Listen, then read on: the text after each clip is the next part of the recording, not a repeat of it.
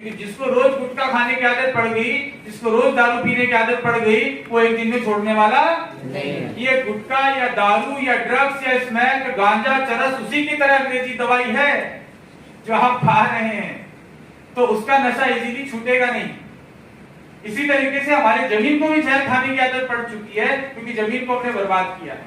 कैसे बर्बाद किया? जैसे हल्दी की फसल साल में एक लेनी चाहिए थी या 2 साल में एक फसल लेनी चाहिए थी। हम चाहे हल्दी कम खा लेते, कई लोग कहते हैं कि प्रोडक्शन कम हो जाएगा, उत्पादन कम हो जाएगा जी। अरे भाई, हल्दी तुम जो है 5 ग्राम खा रहे हो, उसकी जगह अच्छी हल्दी 1 ही ग्राम खा लो। क्योंकि जो तुम हल्दी खा रहे हो आज, हमारे देश के लोग जो हल्दी खा रहे हैं, उस हल्दी के अंदर कुर्कुमिन की जो मात्रा है वो तकरीबन 0.1% होती है, 0.1%, 0.2%, ज्यादा से ज्यादा 0.3%। जो हल्दी आप मसाले में खाते आ रहे हो जिस दिन से पैदा हुए तब से लेकर आज तक। अब आज का विज्ञान आयुर्वेद ये कहता है कि 5% से नीचे की अगर कुर्कुमिन वाली हल्दी खा रहे हो, उस हल्दी का खाना कोई उपयोग में नहीं है, उसका कोई फायदा नहीं मिल रहा है। तो हल्दी के इतने सारे गुण हमारे आयुर्वेद ने बताए, हमारे वेदों ने बताए। हम जब से पैदा हो रहे हैं तब से हल्दी खा रहे हैं। हम जब पैदा होते हैं तो हमारी अम्बिलिकल कोर्ड, जो हमारी नाल होती है, उसको काटा जाता है, तो गांव के अंदर जो है वो दाई माँ उसके ऊपर हल्दी लगा देती है ताकि सेप्टिक ना हो। हमारी माँ जो है हल्दी खाती है, हम जो पेट में रहते हैं तब से हल्दी खा रहे हैं। हमारी शादी होती है तो हमारे ऊपर हल्दी लगाई जाती है। क्यों लगाई जाती है, कोई बता सकता है? शादियों के अंदर हल्दी की रस्म होती है ना, हिंदू और मुसलमानों के भी होती है। क्यों होती है बताइए?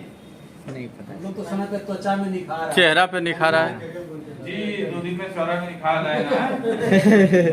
शादी होगी तभी निखार लाना है, उससे पहले नहीं लाना। और शादी होगी इसके बाद कोई फर्क नहीं पड़ता, और फिर खा खा के वैसे हो जाएंगे।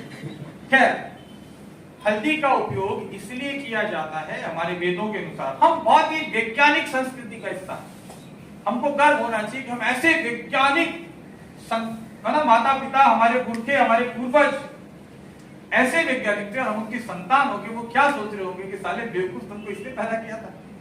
एनीहाउ, हमारी शादियों के अंदर बहुत सारे मेहमान आते हैं, पहले भी आते थे, अब आजकल तो कम आने लग गए। पहले ढेर के ढेर आते थे, 2 दिन 3 दिन शेव भी वाइन बनाएंगे, नहाएंगे भी। कई लोग तो कई महीनों से नहाते नहीं थे। वहां जाके बोला फ्री में शेव बनाऊंगा, फ्री में प्रेस कराऊंगा, कटिंग भी वहां करवाऊंगा, पॉलिश भी वहां कराऊंगा, सब है ना। ऐसे होता था पहले, 3 दिन के लिए बारात रुक रही है। एनीहाउ, तो बहुत सारे जो लोग आते हैं शादी के फंक्शन में अटेंड करने के लिए, उनमें बहुत सारे लोगों को संक्रमण होता है। बहुत सारे लोगों को हो सकता है तपेदिक यानी कि टीबी की बीमारी होगी, किसी को और छुआछूत की बीमारी होगी। पहले की बीमारियां ज्यादा होती थी, नहीं? तो दूल्हे को सब आके विश करते हैं, यानी कि सब उसको शुभकामनाएं देते हैं, हाथ मिलाते हैं, गले लगते हैं। कोई मामा, फूफा, जीजा, बुआ। अब बुआ के पता चल रहा है कि साहब टीबी हो रही है, बोला मुबारक हो, आज छी जुकाम हो रही हो, दूल्हा बीमार हो गया, दूल्हा जो है फेरे नहीं ले पा रहा है, शादी में नहीं जा पा रहा है, राइट? उसको इसलिए जो है संक्रमण से बचाने के लिए सबसे पहले हल्दी का उपयोग, ताकि दूल्हा और दुल्हन दोनों को सभी प्रकार के संक्रमणों से, क्योंकि वो एंटी बैक्टीरियल, एंटी माइक्रोबियल यानी कि सूक्ष्म जीवाणुओं, कीटाणुओं, विषाणुओं को से बचाने वाला है हल्दी। वो उसका करना है, और डेफिनेटली हमारे निखार आए, हमारी त्वचा अच्छी हो, उसके लिए भी इस्तेमाल किया जाता है।